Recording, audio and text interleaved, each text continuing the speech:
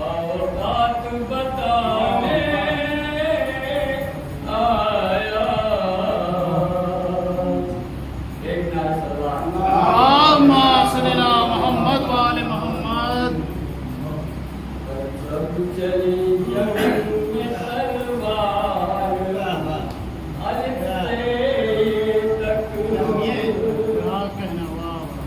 اور جب چلی جنگ میں تلوار الف سے یہ تک.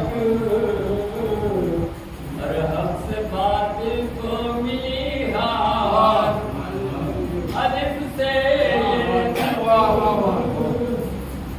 ہر اپنے جیسا وہی کہتے ہیں فقط احمد کو. اور اپنے جیسا وہی اور کہتے ہیں فقط احمد کو. ذہن جن کا ہے بیکار الف سے یہ تک. ابرو مندی کی صدا سن کے علی بول اٹھے. اور دورا منی کی صدا سن کے علی بول اٹھے. اور یہ تو ہے لہجہ سرکار الف سے تک. ارے غیبت و بغض و عداوت سے رہو دور کے. غیبت و بغض و عداوت سے رہو دور کے. ہر غیبت و بغض و عداوت سے رہو دور کے. ہر دن کے تینوں ہے بیکار الف سے یہ تک. دن کے تینوں ہے بیکار الف سے یہ تک. ایک نعرے حیدری ایک نعرے سلوات.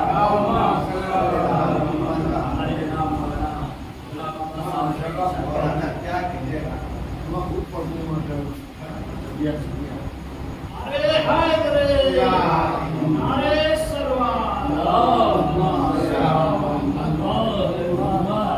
سب فرشتے حضرت کی نظر رکھتے ہیں. سب فرشتے حضرت کی نظر رکھتے ہیں. الحمدللہ کی تحریر میں سب فرشتے حضرت کی نظر رکھتے ہیں. سب فرشتے حضرت کی نظر رکھتے ہیں. ہم گزرا تحریر کے سر رکھتے ہیں. مشورہ کر لیا کرتے ہیں خدا سے ہم لوگ. مشورہ کر لیا کرتے ہیں خدا سے ہم لوگ. تیری تسبیح کے دانے یہ اثر رکھتے ہیں. ہم کو دیواروں میں جنوانے کی کوشش نہ کرو. ہم کو دیواروں میں جنوانے کی کوشش نہ کرو. ہم تو کعبے میں بھی گنجائش سے در رکھتے ہیں. ہم تو کعبے میں بھی گنجائش سے در رکھتے ہیں. تیرے حیدر کی قسم تیرے حیدر کی قسم خود بے زینب کی قسم. تیرے حیدر کی قسم خود بے زینب کی قسم. ہم کو ہر دور کے صدرے کی خبر رکھتے ہیں. ہم کو ہر دور کے صدرے کی خبر رکھتے ہیں. ہم کو ہر دور کے صدرے کی خبر رکھتے ہیں. ہم کو سب کی طرف سمجھنے کی بھول نہ کر.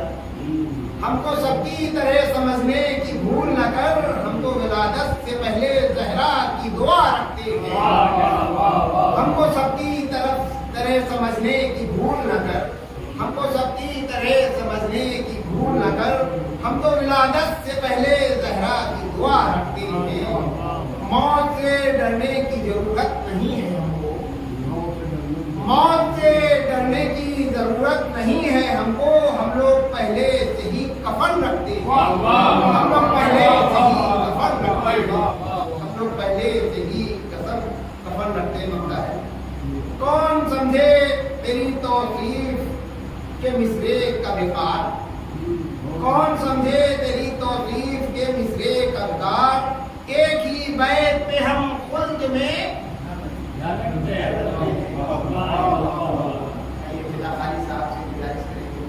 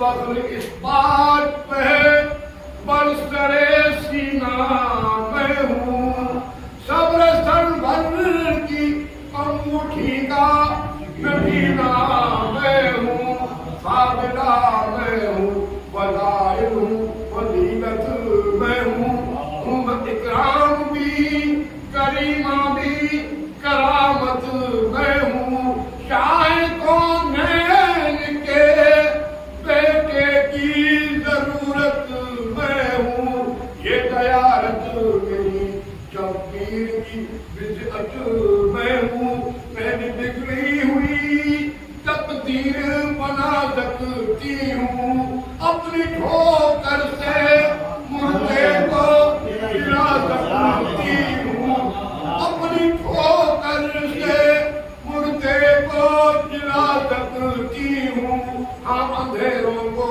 کبھی نور نہ سمجھا جائے، پر ہم مرتبہ نور نہ سمجھا جائے، روز محشر کو بہت دور نہ سمجھا جائے، وہ کہ پیاسی پہ مجبور نہ سمجھا جائے، ایک لمحہ بھی نہ گزرے کہ نہیں پر آئے، ایک لمحہ بھی نہ گزرے کہ نہیں پر آئے، میں اگر چاہوں تو کوثر بھی زمین پر آئے، ہر دور کے ظالم کو مٹانے کے لیے، ہر دور کے ظالم کو مٹانے کے لیے، ظلم کو صبر کی تصویر دکھانے کے لیے، نہر سے کھوجے ستم گھر کی بھگانے کے لیے، عمر سعد کی اوقات بتانے کے لیے، سورہ علم سے ایک حرف جلیل آئی ہوں، سورہ علم سے ایک حرف جلیل آئی ہوں، ساتھ عباس نہیں نادر تجل آئی ہوں، اللہ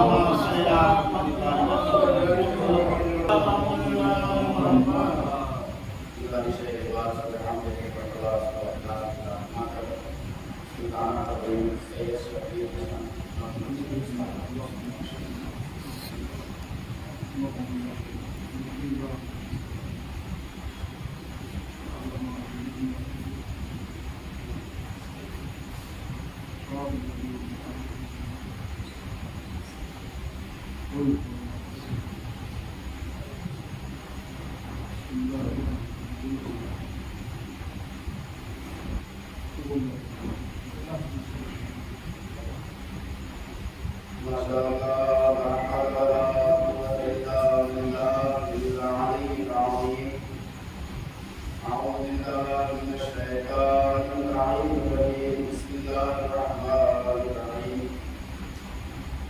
الحمد لله رب العالمين الصلاة والسلام على أشرف الأنبياء والمرسلين وخاتم النبيين مولانا الثقلين شفيع الحسن والحسين أبي القاسم محمد وعلى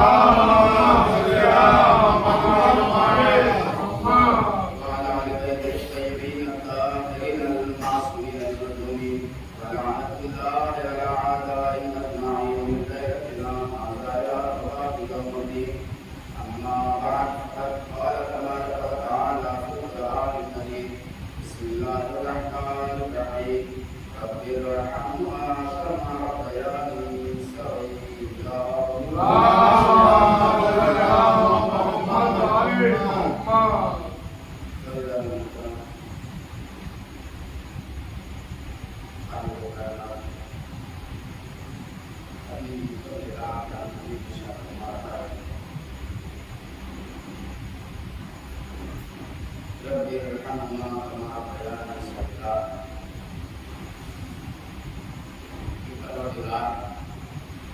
اس مختصر سی آیت کریمہ کا شامل نزول یہ ہے، یہ رسول کی زبان مقدس کے نزول ہوئے الفاظ ہیں۔ رسول عربی کو والدین کی جو نمونہ کی ماں سے میں نے اس آیت کریمہ کو خطاب کیا۔ رسول عربی کو تاریخ یہ بتاتی ہے کہ رسول عربی کی دنیا میں آنے سے پہلے باپ جناب عبداللہ کا انتقال ہو چکا تھا۔ جب رسول اس دنیا میں تشریف لائے کچھ مدت بعد تاریخ یہ بتاتی ہے 1 سال 2 سال 2 سال اس طریقے سے مختلف روایت ہے کہ ماں جناب آمنہ کا انتقال ہوا۔ اب رسول کی کیفیت یہ ہے، نبی کی کیفیت یہ ہے کہ والدین کی یاد ستا رہی تھی۔ رسول آتے ہیں والدین کی قبر پر اور دائنا ہاتھ باپ کی قبر پر اور بایاں ہاتھ ماں کی قبر پر آسمان کی طرف نگاہ کر کے کہتے ہیں رب ارحمہما کما ربیانی صغیرا، اے میرے معبود، اے میرے پروردگار، اے میرے رب حقیقی، اے خالق کائنات، رب ارحمہما کما ربیانی صغیرا، تو ان دونوں پر اپنی رحمت ویسے ہی نازل کر جیسے انہوں نے مجھے بچپنے میں پالا۔ عزیزان محترم، سب سے بڑا سوال یہ پیدا ہوتا ہے کہ وہ رسول اپنے والدین کی قبر پر آیا ہے کہ جس رسول کو پروردگار عالم نے خود لقب دیا ہو قرآن مجید میں کہ وما ارسلناک الا رحمۃ للعالمین، اے میرے حبیب ہم نے آپ کو نہیں بھیجا مگر یہ کہ عالمین کا رحمت بنا کر۔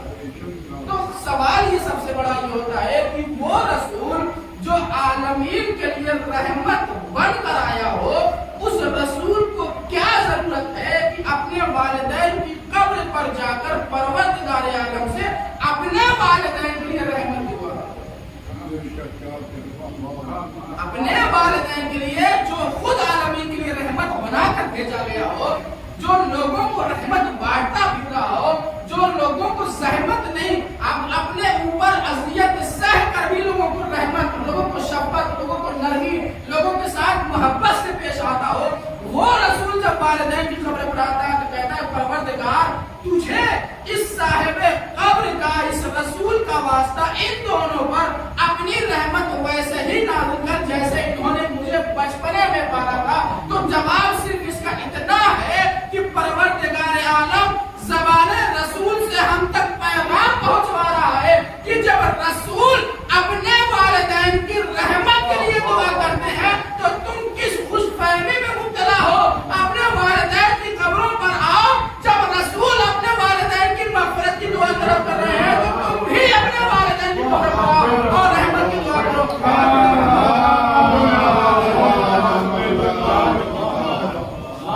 کیونکہ یہ وہ رسول ہے جو بغیر وحی کے کلام نہیں کرتا۔ تو جب اس رسول کو والدین کی یاد ستاتی ہے تو رحمت کی دعا مجھ سے طلب کرتا ہے، مغفرت کی دعا مجھ سے طلب کرتا ہے، بخشش کا سامان مجھ سے طلب کرتا ہے، تو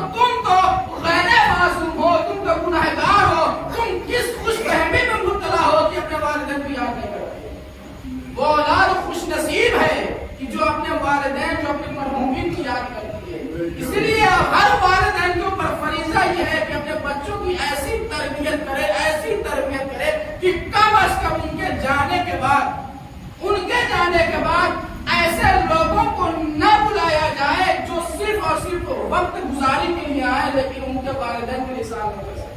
इतना तो औलाद को तरबियत देनी ही चाहिए, वालिदैन को बच्चों को इतना पढ़ाना ही चाहिए कि बाद मरने के बाद कम से कम औलाद एक सूरह फातिहा की मिल सके। इसलिए कि वो वालिदैन जिन्होंने पूरी जिंदगी सर्फ कर दी औलाद को अच्छा परवान चढ़ाने में, औलाद की अच्छी तरबियत करने में, औलाद को अच्छी पढ़ाई दिलाने में, औलाद की हर ख्वाहिश पूरी करने में, तमाम ख्वाहिशात एक तरफ, लेकिन वालिदैन का फर्ज एक ये भी है कि अपने औलाद को कम से कम दीनी तालीमात जरूर दें।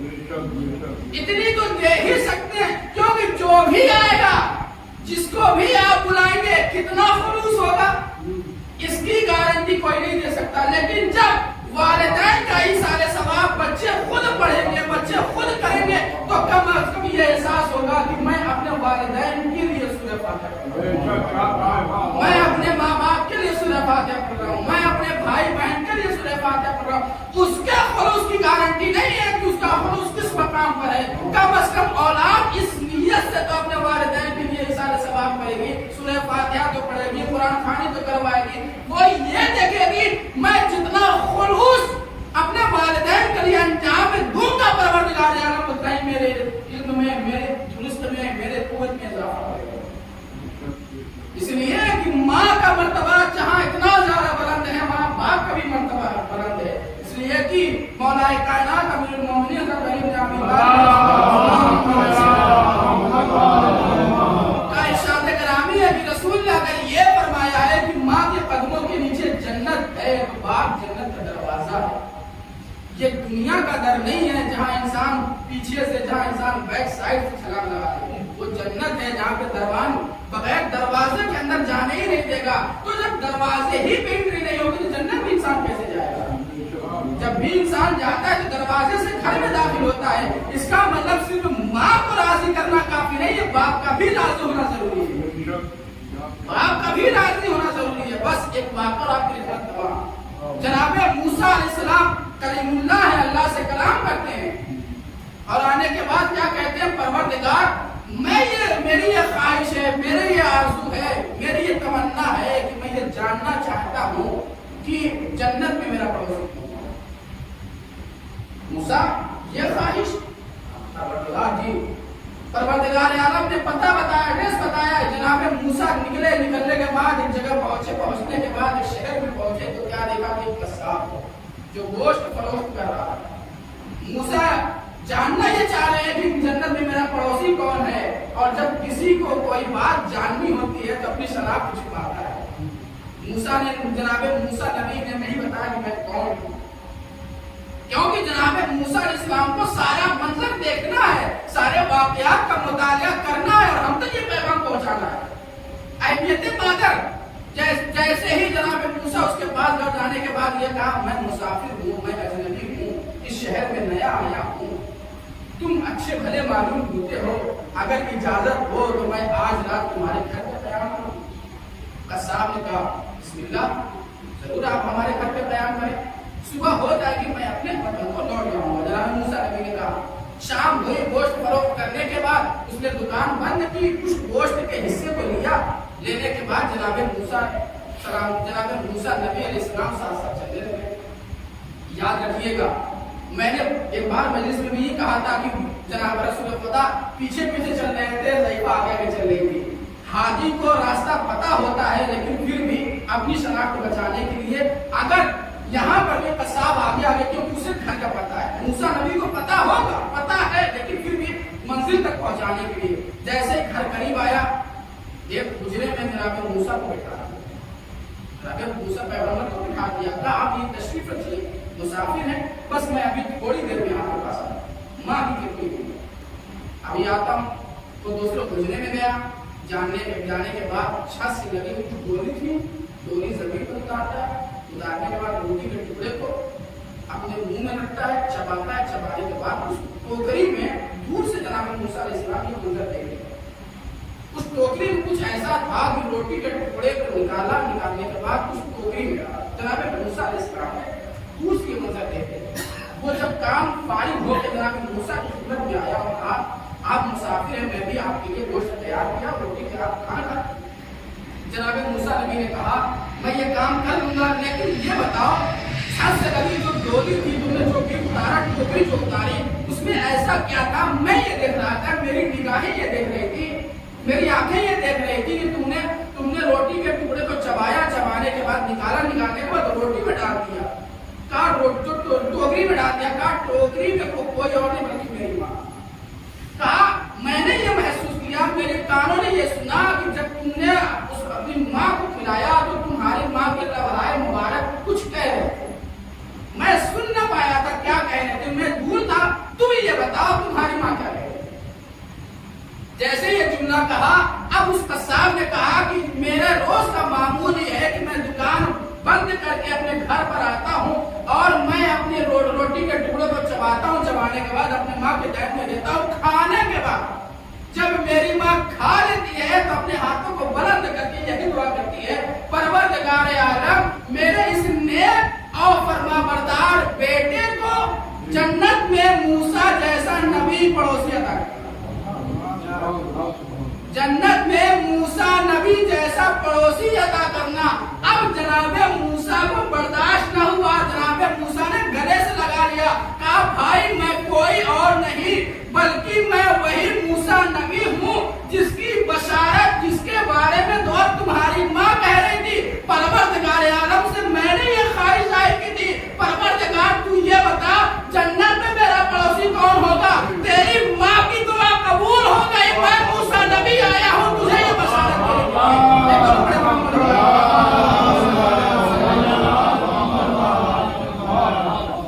बशारत देने के लिए मैं खुद आया हूँ, मैं मूसा नबी खुद तेरे पास चल आया हूँ, क्योंकि तुमने इतने नेक काम अंजाम दिए है और माँ की दुआएं रद्द नहीं हुई। मोहतरम, इसलिए कि हर औलाद को पड़ी चाहिए, औलाद को जब एहसास होता है जब वो खुद माँ, जब वो खुद बाप, जब तक एहसास नहीं होता इंसान के ऊपर अगर जिम्मेदारी है तो एहसास है हर चीज का। याद रखिए इस दुनिया में वालिदैन से ज्यादा खौफ आपका कोई नहीं। पूरी कायनात इकट्ठा हो जाए आप अपना हमदर्द समझने के लिए, आपका मददगार समझने के लिए, याद रखिए वो आपको छोड़ के तो जा सकते लेकिन वालिदैन कभी छोड़ नहीं सकते। इसलिए कि इनका जो काम होता है, इनकी जो मेहनत होती है, इस मेहनत के पीछे सिर्फ ये होता है कि हमारी औलाद कामयाब हो, कामयाब हो, सबसे कोई और मकसद नहीं होता। आप किसी भी शख्स के पास जाइएगा वो मतलब की वजह से आपको आएगा, लेकिन पूरी कायनात का मुताला कर लीजिए, पूरी कायनात पर नजर सानी कीजिए, वालिदैन से ज्यादा सच्चा और अच्छा कोई आपको गैर ही रहेगा, अपने अपने ही रहेंगे।